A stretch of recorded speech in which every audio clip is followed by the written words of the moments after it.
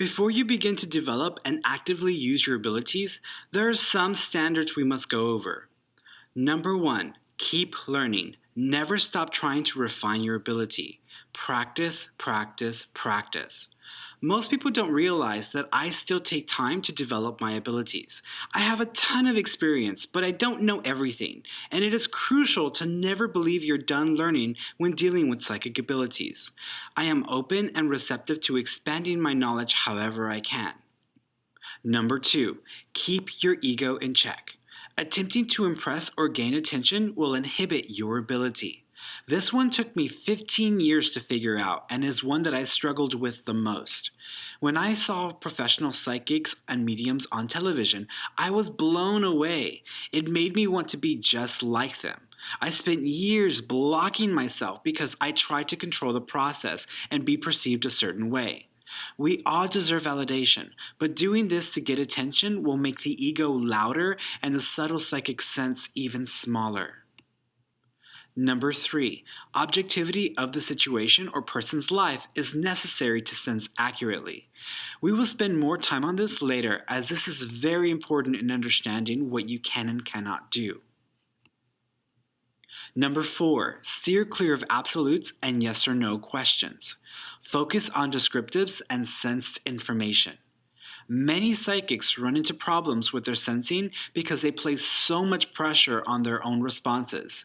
Even if they sense small details, their mind or the ego feels so much pressure to be right that it begins to twist and morph the information into something solid and befitting of the circumstances. There are ways around this so as to get more detail and be able to offer in an answer. Number 5, you are not responsible for telling others what decisions to make. Respect personal choice. It is not your job to fix someone else's life or prevent them from making mistakes. Regardless of the things you sense, each human being is responsible for themselves and choice of actions. Your job in sensing is not to tell others what to do, but to simply share your perceptions. That's it. It is their job to take that information and use it as they see fit. They are the only ones who have to live with the consequences of those actions. Number 6, retain a healthy boundary between messenger and recipient. Do not get personally involved. If you do, then you are more concerned with being right than with respecting the art of sensing and sharing those insights.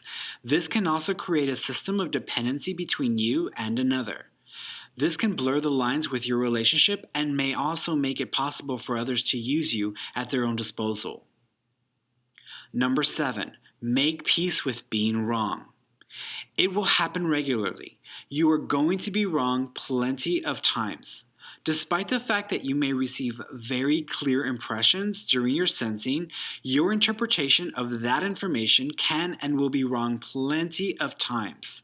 The more you practice and use your psychic senses consistently, your interpretations will improve, but no psychic is ever 100% accurate. Number 8, be honest, compassionate, and considerate with what you share. You are affecting the lives of others whether you want to or not. You owe it to yourself and to them to share what you are sensing and not just your interpretation. Number 9, you cannot control everything you sense. You can certainly fine-tune your ability to see as much as you can, but embrace what is given, as it may not be the entire picture. Number 10, doubt, fear, and worry are tools of the ego. They interfere with receiving information clearly and will lock you up if you give into them during your processes. If you want to develop well and do good with it, then you must respect the work and the ability itself. These guidelines will help you to do so.